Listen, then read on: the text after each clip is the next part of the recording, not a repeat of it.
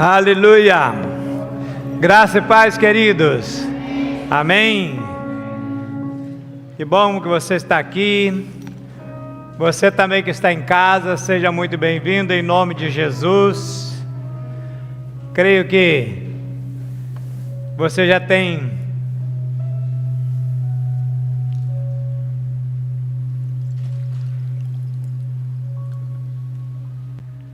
aleluia. Creio que você já tem sido abençoado através dos cânticos, amém?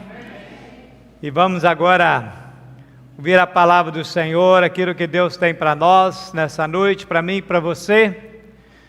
Você que está em casa também, seja muito bem-vindo através do aparelho aí, que você também possa parar os seus afazeres para receber do Senhor a palavra que Ele tem para nós nessa noite, amém? Muito bem, pode soltar o endereço aí para nós.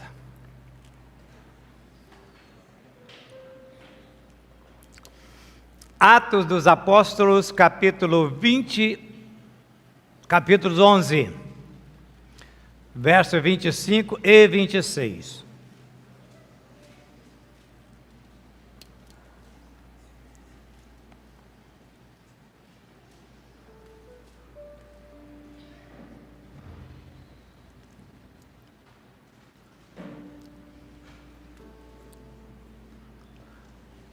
Ô Rafa, acende lá aquela fileira lá atrás, faz favor. Isso. Amém para todo mundo? Amém. Podemos ler então? Vamos lá. E partiu Barnabé para onde? Para Tarso. Fazer o quê? Buscar Saulo. E achando fez o quê? O conduziu para Antioquia. E sucedeu que todo um ano se reuniram naquela igreja e ensinaram muita gente. E em Antioquia foram os discípulos pela primeira vez chamados cristãos. Amém? Amém. Aleluia. Querido, você sabe que esse mês nós estamos comemorando 12 anos de fundação, da Igreja Batista Nova Aliança. Começamos ali perto, próximo daqui, no dia 12 de 2 de 2012, Então, completamos agora dia 12, 12 anos. Domingo passado nós tivemos uma programação aqui muito bonita, a irmã Alessandra esteve aqui, trouxe uma palavra abençoadora para nós naquela oportunidade. E hoje ainda, em relação ao aniversário, quero trazer também uma palavra para nós nessa noite, onde nós queremos chegar até o final deste ano de 2024. Pode soltar para nós aí, nós vamos conversar então sobre esse assunto, fala para mim. O que é IBNA? Aleluia. Então repete para mim.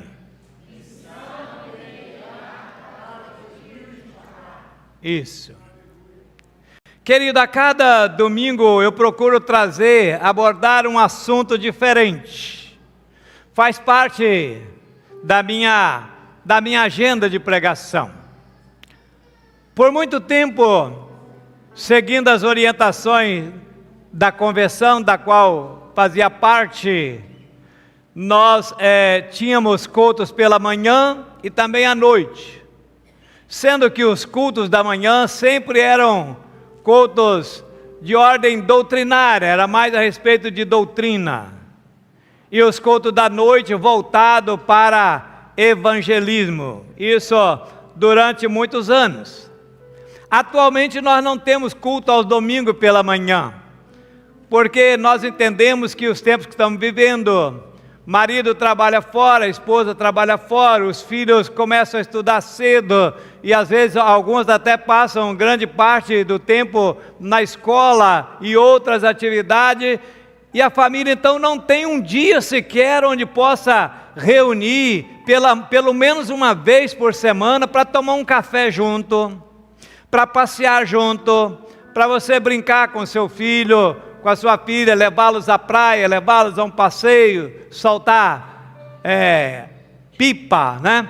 Ou jogar um futebol. Então nós entendemos que o domingo pela manhã é um dia que você deve procurar estar junto com a sua família. Então por essa razão nós optamos para termos os cultos somente à noite, deixando então para que você possa. Agora você não pode o domingo também se cansar, fazer um monte de coisa e de noite você não aguentar vir para a igreja. Aí não. Aí o menino dorme, a criança, né? Pior é aquela pessoa que, sabe, tira o domingo, hoje é dia de eu dar faxina na casa, lava não sei quantas máquinas de roupa, não sei o que de noite. Vou não, estou cansado. Pode não. Mas, então nós optamos assim, e graças a Deus tem sido a bênção, né? A nossa escola bíblica, às 18h15, escola essa que tem sido uma bênção. Hoje a escola estava muito bonita, né? Muito bonita. Então, às 18h15. Então, os cultos que, na época de convenção, de manhã, que eram de cunhos doutrinários, eu entendo que essa é uma atribuição da escola bíblica dominical, que a escola bíblica existe exatamente para isso, para doutrina. E esse mês agora, a primeira parte dos estudos, tem sido dedicado às nossas doutrinas, ou seja, aquilo que nós cremos, aquilo que nós professamos e que pregamos, né? O pastor Stefano tem sido muito zeloso com relação a isso, tem sido uma pessoa que tem procurado pesquisar, se aprofundar, né? E não é pela nossa afinidade, mas ele tem realmente um dom de mestre, né, de ensino, e tem sido muito bom. Quem tem frequentado a escola, querido, tem aprendido muito, e você que não está vindo, precisa vir, porque você vai crescer muito ao ouvir a respeito da palavra de Deus. Então eu faço um apelo, já deixamos o dia livre para você, amanhã livre, venha um pouquinho mais cedo, uma hora antes, às 18h15, né, para participar da EBD. Por enquanto, né, os juniores e adolescentes estão participando junto, porque se trata de doutrina, e é bom que você desde pequeno comece então a entender sobre as doutrinas, né, das quais nós cremos, professamos e anunciamos. Mas depois serão divididas então as classes direitinho a partir deste estudo, né? E à noite então nós temos a pregação da palavra. No meu entender, não dá para você pregar todo domingo sobre um assunto só. Não dá para você pregar todo domingo sobre só vitória, só sobre milagre, sobre cura, sobre prosperidade e esse tipo de coisa. Há congregações que só pregam isso, curas e milagre, todo domingo, todo culto. Tem outras também que só pregam sobre o diabo. Se o diabo parar de existir, não tem o que pregar. Já viram isso? Então eu penso, querido, que deve haver um equilíbrio. Você não come peixe todo dia. Não. Tem um dia que você vai comer um franguinho, tem um dia que você vai comer um bifezinho, e tem até o dia do zoião, né? O famoso ovo. Que por sinal, muito gostoso, né? Um ovinho frito, um salzinho, aquela coisa toda. Gente, vocês estão aí? Amém. Então dá um amém para mim, que de repente eu penso que vocês foram arrebatados, eu fiquei... Então, querido, é isso que eu penso com relação à pregação. Num domingo você recebe uma palavra de bênção, uma palavra de vitória, uma palavra de encorajamento. No outro domingo você recebe uma palavra de instrução, porque todo crente deve crescer de uma forma geral, sobre todas as áreas, tudo aquilo que Deus para nós ordenou. Amém? Amém. Glória a Deus. Muito bem, também não há necessidade de eu anunciar para você o que é que eu vou pregar no domingo que vem, até porque isso pertence ao Espírito Santo. E isso porque tem aqueles também que, se souber que domingo que vem a mensagem vai ser sobre doutrina, eu não vou hoje porque o meu negócio é sapatinho de fogo, é reteté, e eu não vou. Tem uns que são assim. Outros falam assim, não, eu gosto quando é estudo da palavra. Se o pastor não falar uma meia dúzia de palavras em grego ou hebraico, não serve para mim. Quem está certo? A Bíblia diz lá em Atos 13:1, que na igreja de Antioquia havia mestres e profetas. Ou seja, havia quem ensinava e havia também quem profetizava. Isso é equilíbrio. Amém, gente? É maravilhoso quando a palavra de Deus é falando sobre o poder de Deus. Quando eu ouço uma mensagem assim, eu recebo com empolgação. Mas quando o pregador também fala sobre uma palavra de instrução, de ensino, eu devo receber também com a mesma empolgação. Afinal de contas, a palavra de Deus, ela é uma só. Qual é a principal dica para que você tenha um corpo saudável? Você não pode se alimentar. Você tem que ter uma alimentação equilibrada, balanceada. Você não pode se alimentar só de carboidrato e você também não pode se alimentar só de proteína. Você tem que ter um equilíbrio. E assim acontece na palavra de Deus. O livro de Oséias, capítulo 7, verso 8, tem uma história engraçada, porque Deus diz assim que Efraim é como um bolo que não foi virado. O que é um bolo que não foi virado? É um bolo que assou só de um lado, o outro ficou cru. Sabia que tem crente assim? O assunto dele é só fogo do Espírito, só vitória, só milagre, só profecia. Então, como ele não foi virado, como ele não se aproveitou do outro lado, ele não sabe nada de Bíblia, só isso que interessa para ele. Querido, o segredo então é amar a palavra num todo, como ela é. Paulo, quando escreve a Timóteo, capítulo 3, versículo 16, ele diz assim, toda a escritura, diga toda a escritura divinamente inspirada, ela é proveitosa para ensinar, para redarguir, para corrigir e para instruir em justiça. Toda a escritura. Eu não posso ficar só com aquilo que eu gosto. Porque se eu for pegando só aquilo que eu gosto, que me interessa, isso aqui não interessa, vai rasgando, joga fora. Isso aqui não interessa. Eu vou ficar praticamente sem Bíblia. Então tem que ser a palavra toda como instrução, para que eu possa aprender, como a vara, para que possa corrigir, e como alimento, para que eu possa crescer. Amém, gente? Amém mesmo? Então vamos botar um equilíbrio, na nossa dieta espiritual. Ame a palavra de vitória, mas ame também a palavra de ensino e a palavra de instrução. Ok, dito isso, então vamos ao texto. Eu quero falar então sobre a nossa missão para o ano de 2024. Na verdade, essa missão não é só para o ano de 2024. É uma missão contínua, ou seja, até que Jesus volte. Mas este ano especificamente nós vamos trabalhar focado numa missão. E qual é essa missão? Pergunta para mim, qual? Nossa missão para o ano de 2024 é cada um de nós fazer um discípulo para Jesus. Eu falei, só o Sodré que ouviu, cada um de nós.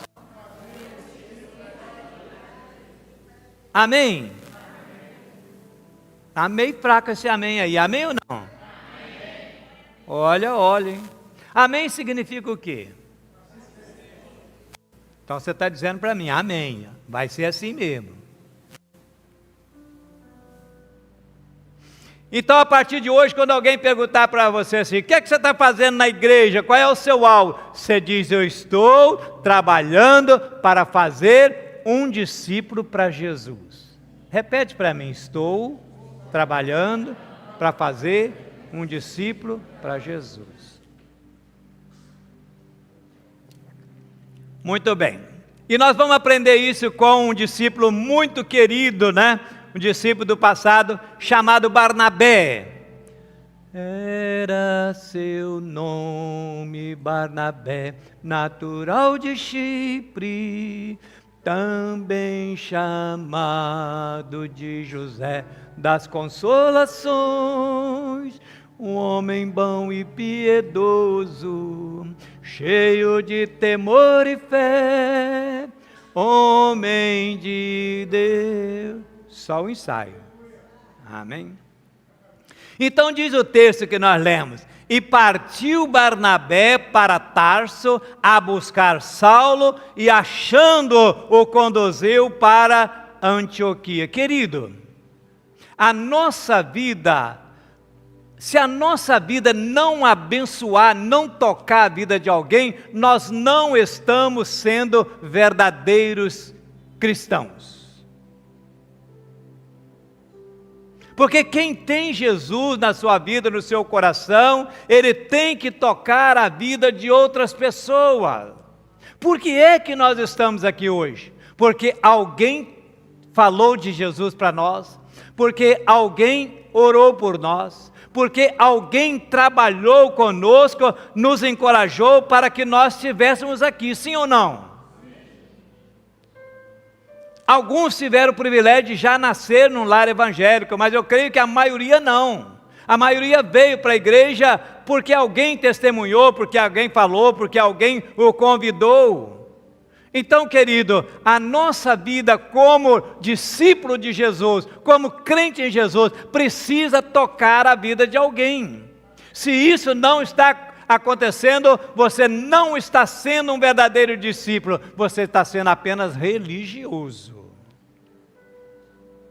Então nós precisamos aprender que a verdadeira vida cristã consiste em tocar na vida de alguém. Jesus diz assim: vocês são a luz do mundo, vocês são o sal dessa terra. Ou seja, quando a luz toca as trevas, elas desaparecem. Quando o sal toca o alimento, ele dá sabor. Então a nossa vida, querido, como luz desse mundo, nós temos que brilhar para que aqueles que estão vivendo nas trevas, deixem as trevas desapareçam, e para aqueles que estão vivendo uma vida insossa, eles tenham sal, tenham sabor, e vejam e provem a beleza, a doçura de Jesus.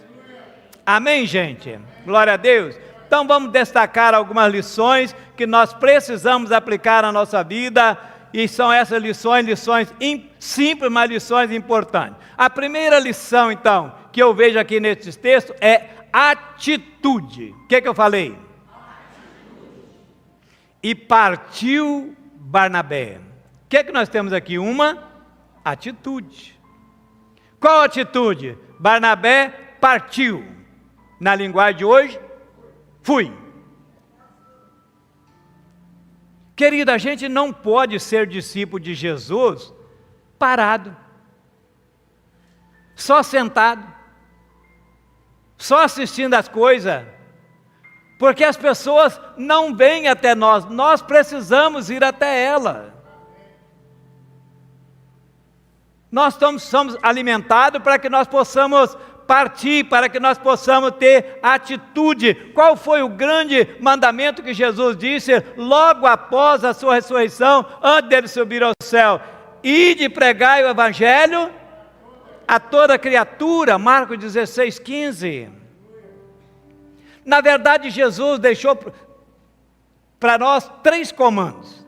Primeiro de Jesus foi quando ele diz assim: vinde a mim, os que estáis cansados é o primeiro, mas ou seja, o comando dele foi: vinde a mim. Então o primeiro é vinde. O segundo está em Lucas 24:49, antes dele voltar ao céu, quando diz assim: ficai, porém, na cidade de Jerusalém, até que você receba do alto poder. Então o segundo comando foi ficar. Primeiro, vinde. Segundo, ficar. E o terceiro é o texto que nós lemos: ide por todo mundo. Ou seja, são 3 os comandos de Jesus: vinde, ficai e ide. O problema é que a gente vem e fica. Mas os comandos são 3. O outro é: vinde, fiquem, mas vá também. Porque a gente vai ficando e não vai nunca. Mas não é só ficar. Então a primeira coisa que eu destaco nesse texto, atitude, é atitude de ir. Está escrito: partiu Barnabé. Querido, se você quer ser um verdadeiro discípulo de Jesus, a semelhança de Barnabé, você vai ter que se mover do seu lugar. Porque tem gente que está precisando ser alcançado para Jesus, e essa vida está esperando que você possa buscá-la. Amém, querido? Primeira lição, então, é atitude. Segunda lição que eu vejo aqui, esforçar. Eu falei? O texto diz assim que Barnabé foi para Tarso. Ou seja, ele saiu de onde estava, em Antioquia, e foi para Tarso buscar Saulo. Querido, isso requereu um grande esforço de Barnabé, sabe por quê? Porque Tarso ficava aproximadamente 250 quilômetros de Antioquia, ou seja, uma distância equivalente daqui a Campos. Naquela época, hoje você vai de carro 2h30, 3 horas, mas naquela época não sabemos se era a pé, se era provavelmente no lombo de animais. Então você há de convir comigo que Barnabé fez um grande esforço para ir buscar Saulo, para fazer dele um discípulo. Ou seja, se nós queremos e precisamos, e Deus espera que nós também possamos fazer discípulo para ele, nós precisamos nos esforçar. Do jeito que nós estamos, ninguém vai se converter a Jesus por causa do jeito que nós estamos, não, pode ter certeza disso. Deus projetou a igreja para a igreja ser um movimento e não um monumento. Nós estamos fazendo a igreja um monumento. Monumento é fixo, fica parado. Igreja é um movimento, é para se mover. Vocês estão muito quietos, hein? Vocês estão aí? Então precisamos nos esforçar, sair do lugar que nós estamos, nos movermos em busca de alguém para Jesus esse ano. E aí vem a terceira lição, ter um alvo. Qual era o alvo de Barnabé? Saulo. Então a Bíblia diz que ele partiu de Antioquia para Tarso, a fim de buscar Saulo. Esse era o alvo de Paulo. Qual é o seu alvo? Um vizinho seu? Um colega de trabalho? Um colega da escola? Algum parente? Quem é que você vai buscar para a igreja esse ano, querido? Você tem que ter um alvo. Precisamos colocar o nosso coração em quem nós vamos alcançar para estar conosco aqui na igreja, na presença de Deus, servindo a Deus. O alvo de Paulo, de Barnabé, era Saulo, ou seja, ele não saiu sem ter um alvo. Então nós aprendemos, querido, que Deus tem uma missão para a nossa vida, e por essa missão nós precisamos ter atitude, nós precisamos nos esforçar e precisamos ter um alvo. Amém? Você precisa saber onde você quer chegar, porque se você não sabe onde você quer chegar, você não vai em lugar nenhum. Quem não mira em nada, não acerta em nada. Se você já pensou, você chega na rodoviária, chega no aeroporto, vê uma pessoa lá e fala assim, para onde você está indo? Normalmente a pessoa vai dizer para você, eu estou indo para tal lugar. E se houver um prolongamento de papo, se você tiver uma certa intimidade, você vai perguntar para onde, ele vai dizer, estou indo para tal lugar, trabalhar, ou passear, ou a negócio, papapá. Dificilmente, ou quase impossível, você vai encontrar alguém que você vai perguntar, está indo para onde? Ele fala, não sei, eu estou aqui, mas não sei indo para onde eu vou, não. Ué, você como igreja, eu como igreja, nós como igreja, como discípulo do Senhor, nós precisamos saber qual é o nosso alvo, para onde estamos indo, fazer o quê?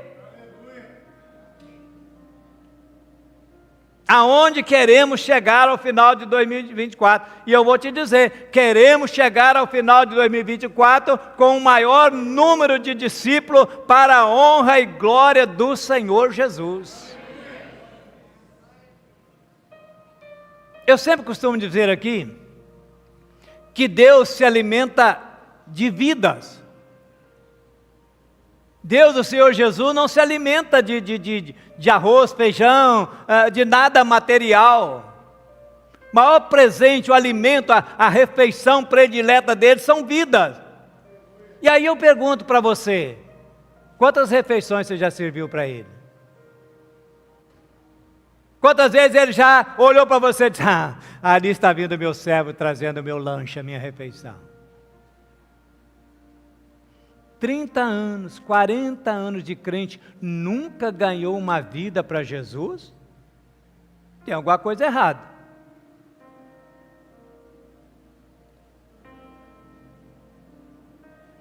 Então, querida, a direção é a seguinte: cada um de nós precisamos ganhar alguém para Jesus esse ano.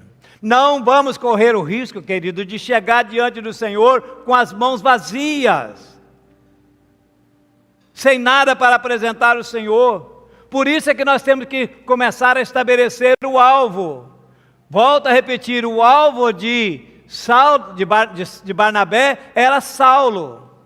Quem é o Saulo que você vai trazer para Jesus? Que você vai trazer para a igreja esse ano? De repente seu irmão está meio cochilando aí, cutuca ele e fala assim, quem é o Saulo que você vai trazer? Ou a Saula, tem Saula também? Tem, né? Porque Saula é o quê? Paulo, tem Paula, então tem Saula.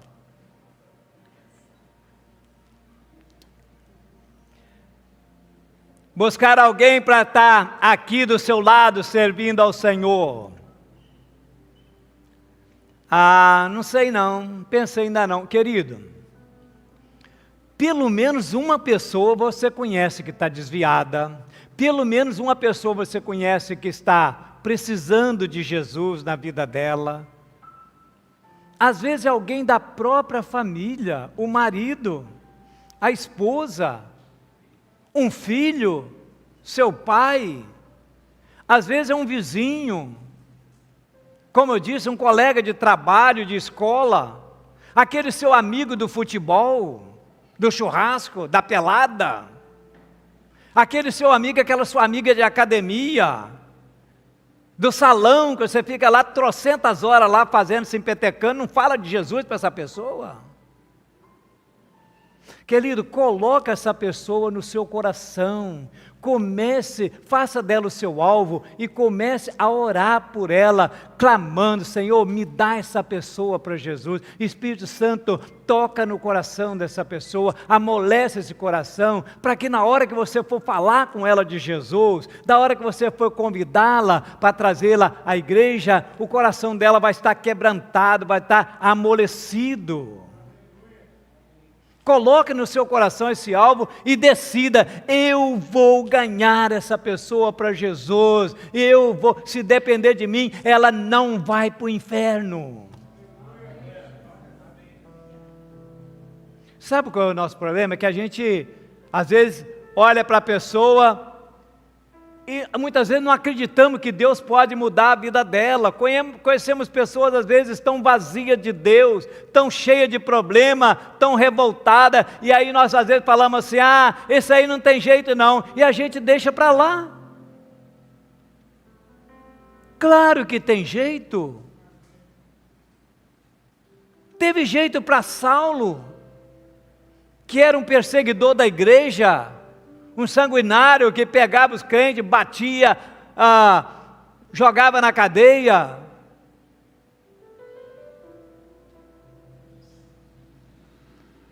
Então, querido, vamos ser parecidos com Barnabé, tenhamos um alvo na nossa vida, vamos mirar em alguém para buscar essa pessoa para Jesus. Amém? Aleluia. Então vamos lá, primeiro, atitude, segundo, esforçar, terceiro, ter um alvo, e quarto é ter um propósito. Qual era o propósito de Barnabé? O texto diz, e achando, conduziu para Antioquia. Barnabé tinha um propósito, levar Saulo para a igreja de Antioquia. Olha que propósito lindo.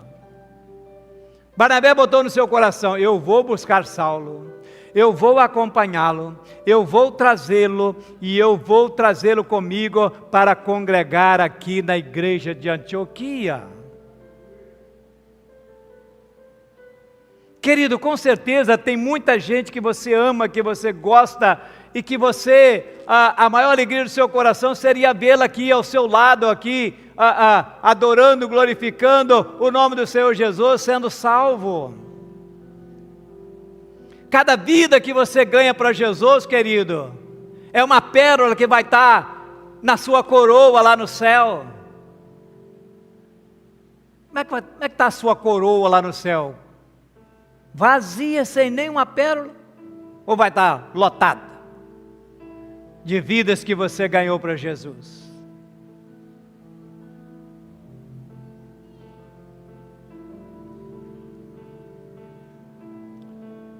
Nós precisamos, querida, fazer isso. Deus espera que nós façamos isso.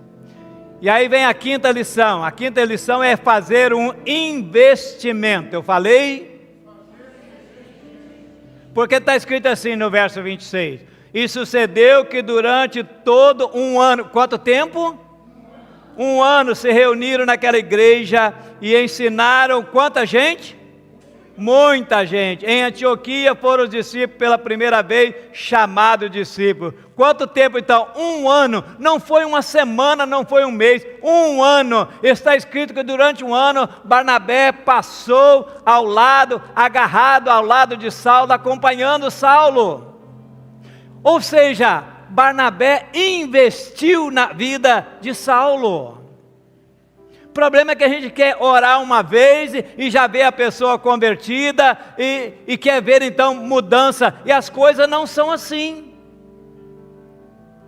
Eu conheço, graças a Deus, e muitas, não são poucas, vidas que conversões foram assim impactantes. A pessoa veio à igreja a primeira vez, ouviu a palavra, se converteu e converteu mesmo. Mas tem gente que às vezes está na igreja até hoje, não falta um culto de domingo e não se rendeu ainda aos pés do Senhor. São o que nós chamamos de amigos do Evangelho.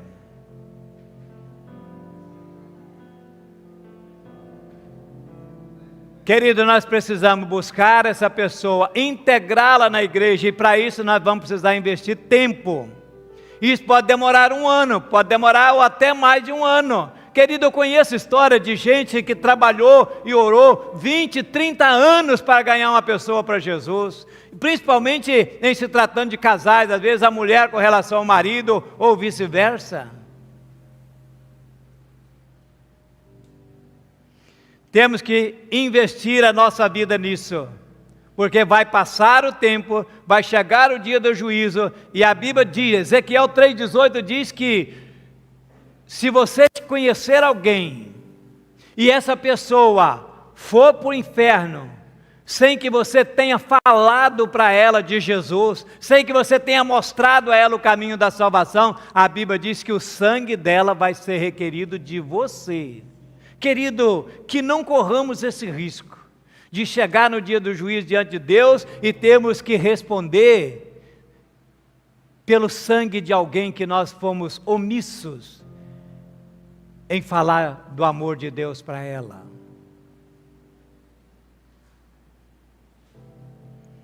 Então, para cumprir a missão de fazer discípulo, nós temos que investir a nossa vida na vida de alguém. E esse é o maior investimento que nós podemos fazer, querido. Porque se você ganhar dinheiro, é dinheiro que você vai ter. Se você quiser um carro, é o carro que você vai ter. Se você quiser uma casa, é uma casa que você vai ter. Mas tudo isso vai ficar aqui, você sabe disso. Agora, quando você ganha alguém para Cristo, é para a eternidade que você está entesourando. Jesus disse assim: não ajunteis tesouro na terra, onde a traça, a ferrugem consome, onde os ladrões roubam, mas ajuntai tesouro no céu, lá onde a ferrugem, a traça não consome e os ladrões nunca roubam. Sexta lição está na parte do texto que nós lemos, que diz assim: sucedeu que durante todo um ano reuniram naquela igreja. A lição aqui é o seguinte: nós precisamos ter um lugar para trazer essas pessoas, e esse lugar é a igreja. A igreja facilita o agir de Deus na vida das pessoas, querido. A igreja não salva, mas a igreja é o lugar dos salvos. Amém? Então não caia na bobagem, querido, de pensar que você pode ser cristão pelo YouTube. Não. Não é suficiente você ficar assistindo pregação e louvor pela internet, fazendo aquela mistura, aquela salada de ideia, sem ter uma base onde você possa ter os seus pés firmados. Eu não estou condenando quem gosta de ouvir mensagem de louvor na internet. Não, eu também gosto. Eu também tenho pregadores, pessoas que eu aprecio muito ouvir e assistir essas pessoas. O problema é quando você substitui o ambiente da igreja pela internet. Entendeu? Pelo ambiente virtual. Assim fazendo, você não vai experimentar crescimento, querido. Portanto, esse texto da Bíblia mostra que nós precisamos ter um lugar para que as pessoas que nós ganhamos para Jesus possam congregar. E esse lugar é a igreja. Foi buscar Saulo e achando, trouxe para a igreja. E reuniu durante todo um ano na igreja. Então aqui está a sétima lição, é o resultado. Naquela igreja, diz o texto, e ensinaram muita gente. Olha o resultado aí, querido, muita gente, ou seja, teve crescimento. A igreja tem que crescer. Crente tem que crescer. Eu não posso ser o mesmo crente que era 30 anos atrás. Tem gente que tem 30 anos de igreja e ainda fica chateado quando o irmão não fala com ele. Fulano não falou comigo. Também não vou falar mais com ele. Ah, eu queria cantar, mas o líder do louvor não me escalou. Também não vou mais. Ah, eu ranquei uma unha que estava encravada, o pastor nem me visitou. Gripei, espirrei o dia inteiro, o pastor nem veio. Não vou mais. Meu irmão passou no ponto, não me deu carona. Também não vou mais naquela igreja. A tia pegou o brinquedinho e deu para outra criança, não deu para o meu. Também não vou mais levar minha criança para lá. Ô irmão, vamos crescer, né? Supera esse negócio de ficar chateado por qualquer coisa, essa cara feia. Amém, gente? Amém, amém mesmo? Amém. Então, querido, é isso que eu trago em nome do Senhor Jesus, como missão para nós, nesse ano de 2024. Cada um de nós fazer um discípulo para Jesus. Não corra o risco de chegar no final do ano, né? E no dia do juízo com as suas mãos vazias. Então eu queria fazer um apelo para você.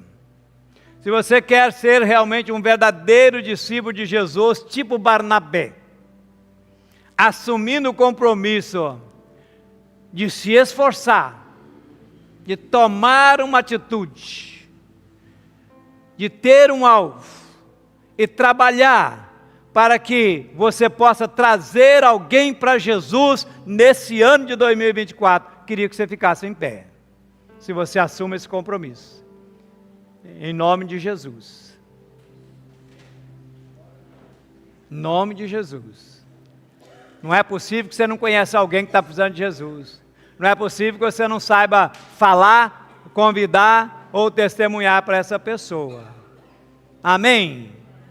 Então eu quero fazer uma oração com você, pedindo essa bênção sobre a sua vida e sobre a minha vida. Então levante a sua mão e diga assim: Senhor, que nesse ano eu ganhe alguém para Jesus. Senhor, usa a minha vida para ser uma bênção na vida de alguém. Diga assim: Senhor, eu quero que alguém vá para o céu por meu intermédio. Eu creio que o Senhor fará com que o teu Espírito me dará a bênção de ser intermediário para alguém vir para essa igreja, em nome de Jesus. Amém, amém. Vamos declarar isso agora?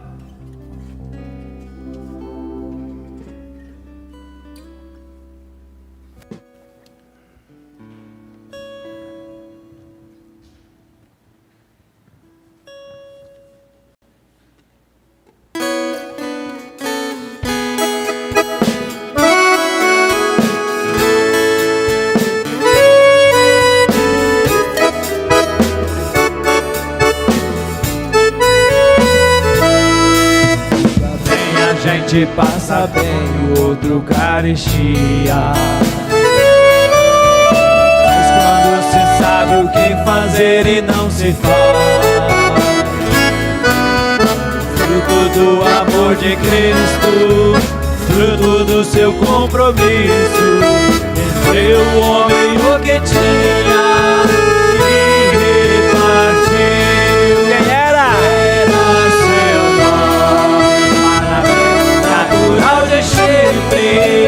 Também chamado de José da consolação, homem bom e piedoso, cheio de temor e fé, homem de Deus.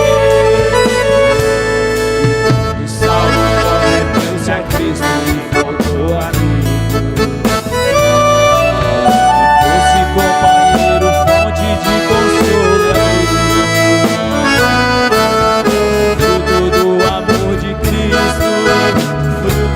seu compromisso, foi o homem procurado, procurava,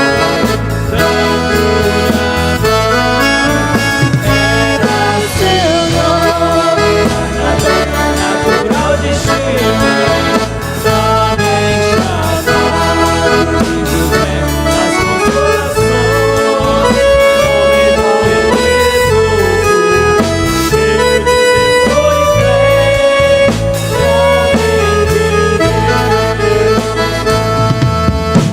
já se espalhou por todo canto que havia. Assim por onde Deus chegou a Antioquia,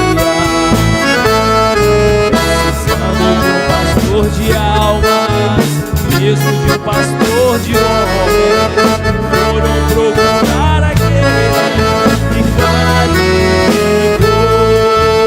Era seu nome, natural de Chico, também chamado de José das consolações, homem bom e piedoso, cheio de temor e fé, homem de Deus. Aleluia, glória a Deus. Meu irmão, minha irmã, se prepare para o que Deus vai fazer através da sua vida. Porque quando nós investimos tempo no reino de Deus, quando nós trabalhamos e profetizamos para que o reino de Deus cresça, Deus vai cuidar de tudo que nós precisamos.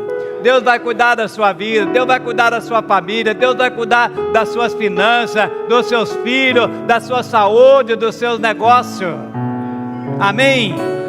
Você recebe essa palavra?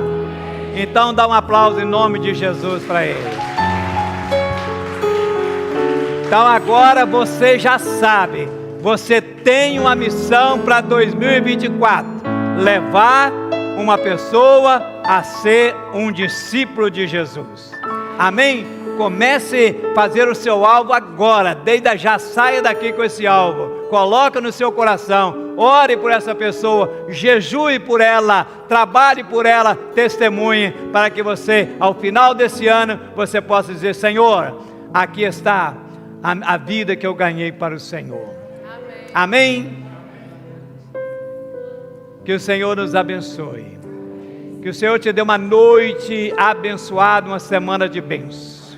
E que a graça salvadora de Jesus, o grande amor de Deus, a comunhão e a consolação do Espírito Santo, seja com todos nós, com todo o povo de Deus na face da terra, hoje e para todos sempre. Amém e amém.